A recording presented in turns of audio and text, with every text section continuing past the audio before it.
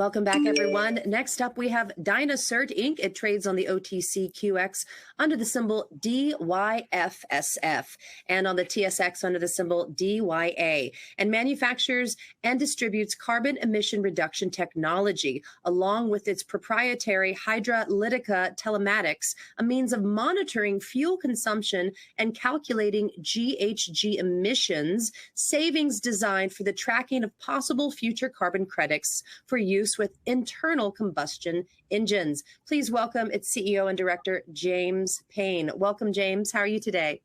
Thank you, Anna. I'm very good. And yourself? Wonderful. Thank you. All right. The floor is yours, and call me back when you're ready for questions. All right. Well, it's a real pleasure being able to present dynaCERT today. We will go through the slides here. First of all, this is the forward-looking statements. But so what we are, dynaCERT, we are a company with carbon emission reduction technologies. We've been very diversified. This is for the trucking industry, mining, oil and gas. We've actually now moved into larger areas also, like shipping and rail. We have patented technology. We actually hold over 25 patents now worldwide with our technology. We also have carbon credit measurements, which Anna had talked about, our HydraLytica, and we have a very compelling fuel value proposition. So very quickly, dynaCERT, like I said, we have patented technologies. We're not a new company. This has been 20 years in development. We have spent over just close to $100 million having this product developed, tested, certified globally, and marketing it. Our technology, what we do is we produce pure hydrogen and pure oxygen on demand. We have this through a very unique electrolysis system. It is a system that is built to adapt. So originally it was built for Class 8 trucks or transport trucks.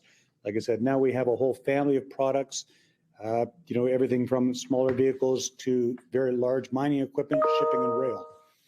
With our technology, we improve the fuel economy. We lower the intake of we certainly lower the emissions, and we talk about the emissions like the particulate matter, the black smoke, the diesel exhaust fluid, diesel particulate filters. Our product has a very vast and wide array of benefits to the end users. We have certainly seen, where we believe this is a very timely investment opportunity, especially with the high oil prices today, and the global economy, certainly was generated and impacted from the COVID slowdown, and then along with the supply chain filtering through the business communities worldwide. We look at our technology, and this is showing you what the emission benefits are. So we reduce the NOx, the NOx, which is the most deadly gas produced by a diesel engine. We reduce that up to 88%. The CO2e, 6 to 19%. The reduction of carbon monoxide up to 47%. The hydrocarbons up to 57%. And the particulate matter north of 55% or up to 55%. I like to say that we typically reduce the toxic gases within the emissions north of 50%. And the important thing to understand is this is done right at the source, right at the combustion. It has been a proven fact over the last 50 years that with the proper mixture of adding hydrogen and oxygen to an internal combustion engine, it enhances the burn. It gives you a more cleaner burn. And by doing that, it improves the fuel economy and reduces these emissions. We look at the economic benefits from our technology. Again, the reduction in fuel consumption, 6 to 19%. We like to say we average 10 to 15% on an average. I mean, there's times where we see north of 20%, and there's times where we see, down to 6%. But on an average, 10 to 15% improved fuel economy. Reduction in the diesel exhaust fluid, it's up to 51%. The increase in the diesel particulate filter, typically your diesel particulate filters last, 1/3 time more, and the estimated reduction of oil changes is up to 25%. It's very interesting. We had a company test 2 transport trucks and had this thing tested with the oil when it came back for a typical oil change. They ran 2 trucks, the same year trucks, the same type trucks, the same routes. They came back for the oil change. Units without the hydrogen units on it come back with 8% soot content. And it's the soot that breaks down the oil and starts wearing out an engine. With our technology, it came back less than 1% soot content.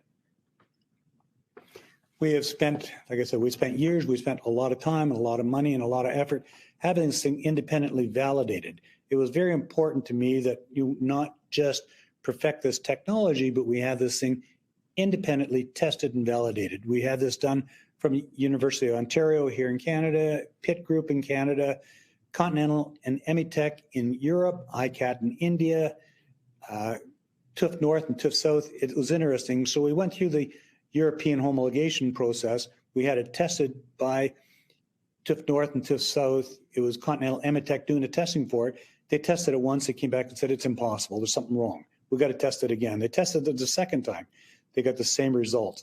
They said, we got to bring in some other independent engineers not to oversee this.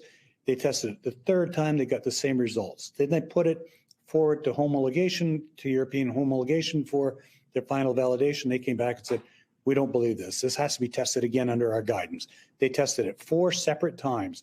Each time they showed the improved fuel economy and the reductions in emissions. And like I said, it was reducing the NOx, the NOx, up to 88% right there, right at the source.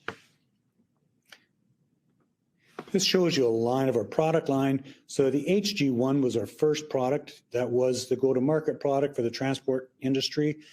Certainly, if we were ever to pick probably the toughest market to try and entry, it was the transportation industry, but we have now got units around the globe on transports. Then we developed a smaller unit, HG2, for the smaller engines. And then the 4Cs and the 6Cs, where we are seeing huge successes with this is in the mining industry, certainly in the mining industry, the oil and gas industry, and with big power generators, big stationary generators. This is just showing your HG1 unit, just showing you the particulars on it. Here it shows, a unit on a truck, on a transport. Again, this here is showing you, this is different transportation industry on the left. On the right, this is actually in the oil and gas fields, powering large power generators. You can see they've actually got 2 of our HG1s working there. Then we're also in the construction industry, both on, dump trucks and dozers. Again, this is showing our units on the transportation industry. This is showing you an actual results from the mining pilots that we've had. Now we've got 6 of the 10 largest mining companies in the world that's adopted our technology. Certainly on the large, like on the large CAT 797s and those big big units, they have our larger 6Cs on there. Our unit looks large, but you put it on these trucks, it's very small. There they are showing a 13.4% improvement in fuel efficiency. Those trucks burn in the excess of 1 million liters per year. So their payback is very, very quick. They see their payback within 5 to 6 months. But really, it is, again, the reduction in emissions that are becoming so apparent, certainly in this day and age where we all understand the importance of that. And I firmly believe that diesel engines and internal combustion engines are here still for a very long time. This shows you just our smaller HG2 series. Again, I'll go through these slides quick. Here it's showing our larger units. This is actually powering, again, big power generation. This is in the oil and gas fields.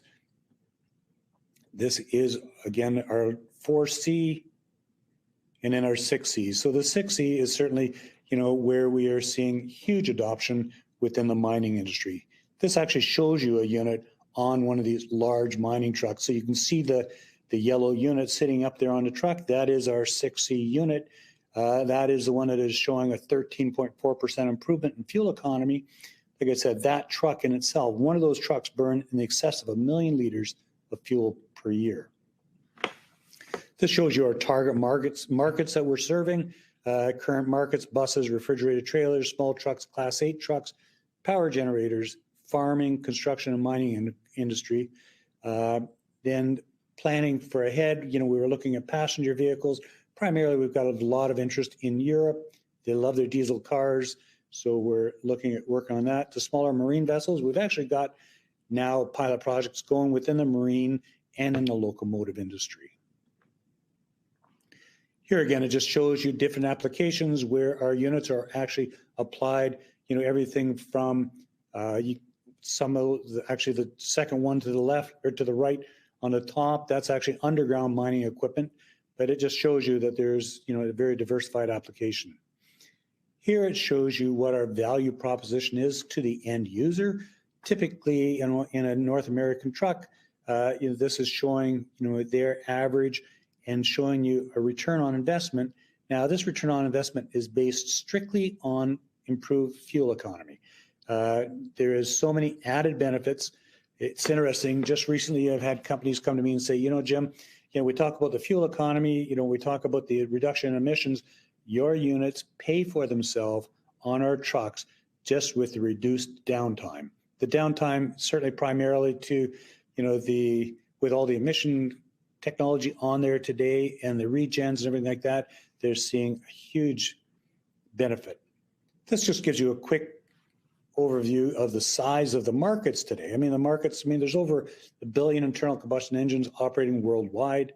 You know, we're not competing with EV. We are certainly in the bigger markets. I believe very strongly that our technology is a bridge to what I believe in is the hydrogen economy. With our technology today, I believe this is a very, very large bridge.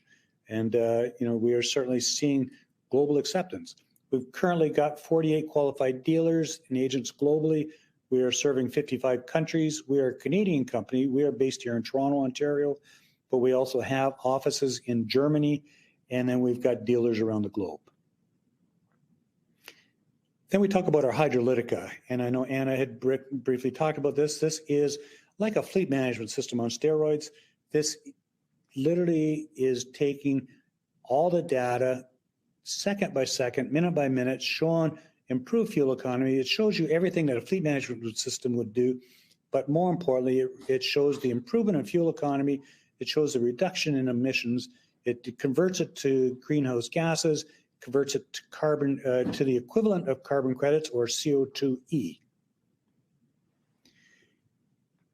Quick overview on our business model. You know, like I said, we've spent currently over 90 million. It's actually now close to $100 million in research and development, and then in marketing, where we are now seeing repeat sales happening globally.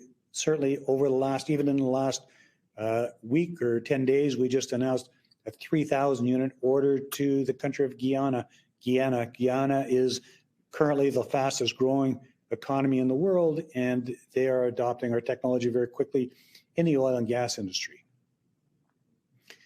Quick comparison. I mean, we look at in transportation, trailer skirts. You know, on an average, trailer skirts cost $3,000, improve the fuel economy up to 1%. I can remember 10 years ago when these were first introduced to the world. I was in Kentucky at the largest truck show there. It was interesting. People said there is no way we will ever put these things on a trailer. Today, you are hard-pressed to see a trailer anywhere without them. At an average of $3,000, saving 1% in fuel savings. Our unit costs just under $10,000 installed. So if you take that and do a comparison, you know, ours is certainly 3 to 4 times a better proposition than what trailer skirts are. Carbon credits. We have spent the last 2 years, we're literally on the final stages. Verra has approved our methodology. Verra is the largest company in the world for carbon credits. They have, you go on Verra's website, dynaCERT's methodology is already there. It's approved. We're just going through the final audit for the carbon credits. The carbon credits were designed in such a way that this will be a reoccurring revenue stream for dynaCERT. It will be shared 50-50 with the end user. They pay a small subscription agreement for our HydraLytica, which qualifies them for 50% of the carbon credits. dynaCERT has now developed a data center where this is all being done. It's very interesting. Both Verra and the auditors say dynaCERT's carbon credits will be a premium carbon credit because it is 100% data-driven. There's no human intervention with this whatsoever. This is information taken right from the engine's computer, and then it's sent to us, and then it's all handled through our HydraLytica. We look at our shareholding. I mean, we have a very strong shareholder base. We have 6,000 retail shareholders. You look at our company in Europe. I mean, I look every morning, and before the market's even open in here in North America, we've typically traded 1 million shares. In Europe, the volume is now starting to really pick up. We are just back in that hockey stick curve. I know 2.5 years ago, just pre-COVID, we were starting to make announcements. We were starting to do this globally. COVID shut us down like it did so many companies across the world. The only thing we could keep going was research and development. We spent a lot of time with research and development, improving everything, having everything ready. Now, today, I am very proud to say that our sales have picked up very significantly. I believe that we are very quickly, our share price is starting to gain ground. We are starting to gain a lot of volume, a lot of interest, and I strongly believe that we've got nowheres but up with this. We certainly look at the high barriers to the market. We have worldwide patents. Like I said, we have over 25 patents worldwide. We got the technological advantages with weather, robustness. The other thing, with our technology, we create pure hydrogen and pure oxygen separated. That's very key to the performance of this. Certainly regulatory advantages. We've got certifications globally, distribution networks through dealers, and the first to market advantage across so many verticals. The other thing I want to talk on briefly is the Cypher Neutron. So Cypher Neutron, dynaCERT, like I said, I strongly believe, I have had a strong believer in the hydrogen economy. With our current technology, that is a bridge to the hydrogen economy. While we are crossing that bridge to ensure the longevity of dynaCERT, because we have so many years of experience in the hydrogen business, we have entered into a collaboration agreement with a company called Cypher Neutron. They are a private company here in Canada where dynaCERT is acquiring 50% of this company to stay at the global forefront in green hydrogen. With this, Cypher Neutron, is now, actually just yesterday, we just announced they are now producing a 250 kilowatt AEM technology. This is the AEM electrolyzers. We are North America's first company in marketing, in patenting this. The other thing they've got that's very, very interesting is what they call a reversible fuel cell technology. This is in itself something very unique where it produces hydrogen, has the ability to store the hydrogen, and then through a reversed technology can then power. So we look at the size of the hydrogen markets. It's massive. It's growing globally. Certainly the green hydrogen is the most important thing. It's very interesting. All the OEMs I've seen over the last few weeks and couple of months, especially all the big OEMs in the large diesel equipment are all now saying that, they've looked at EV. It's not going to work for these large applications. They are now building units for the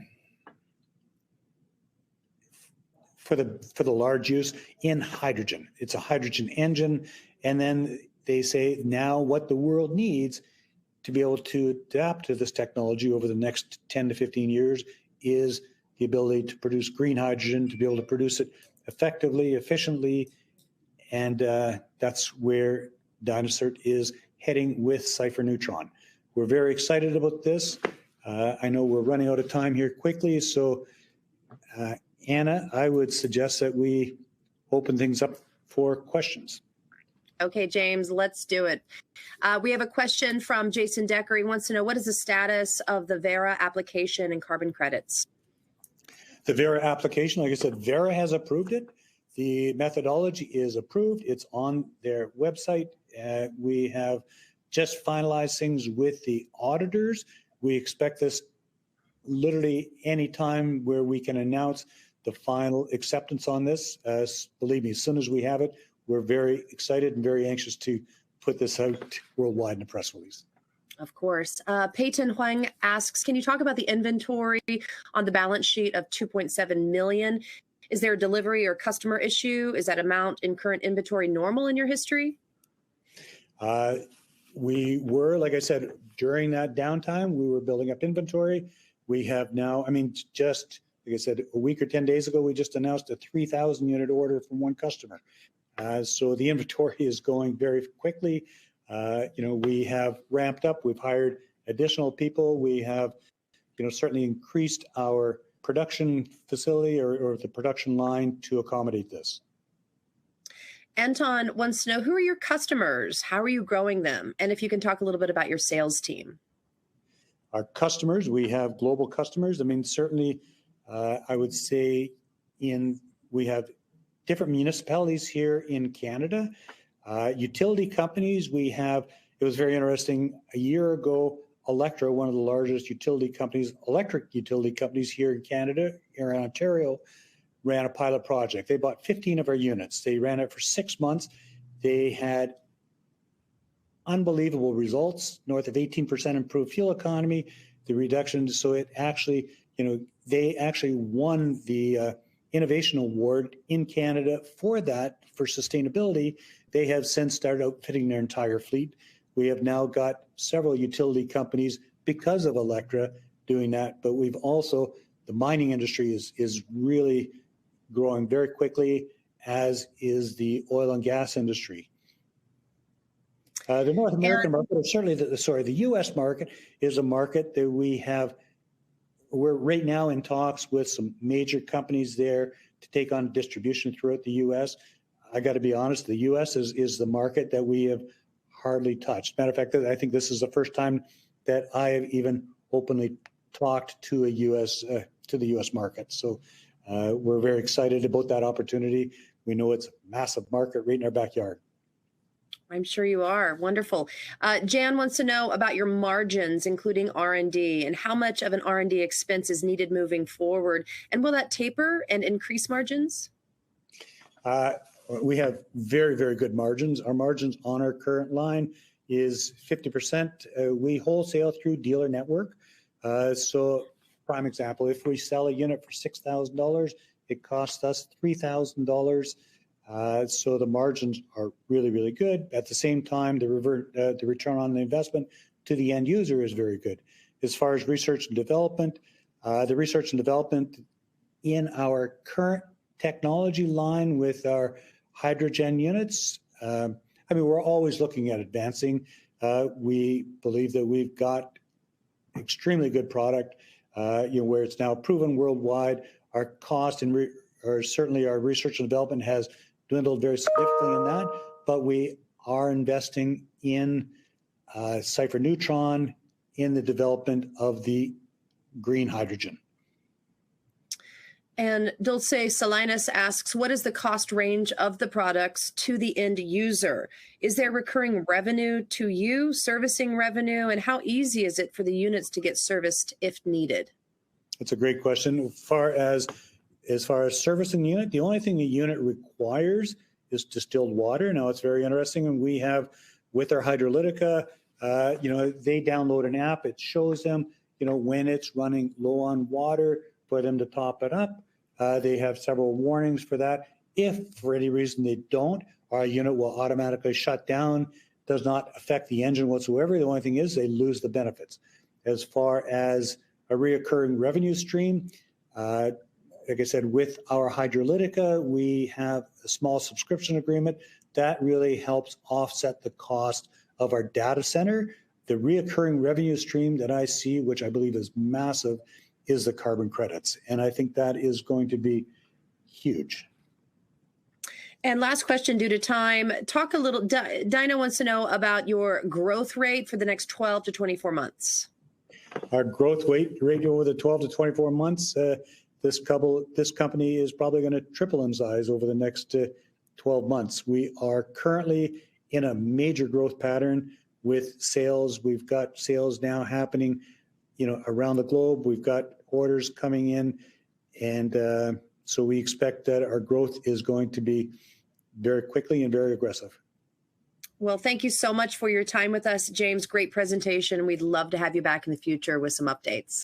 Thank you, Anna. It was a pleasure. All right, everyone, stay with us. We'll be right back with our next presenter.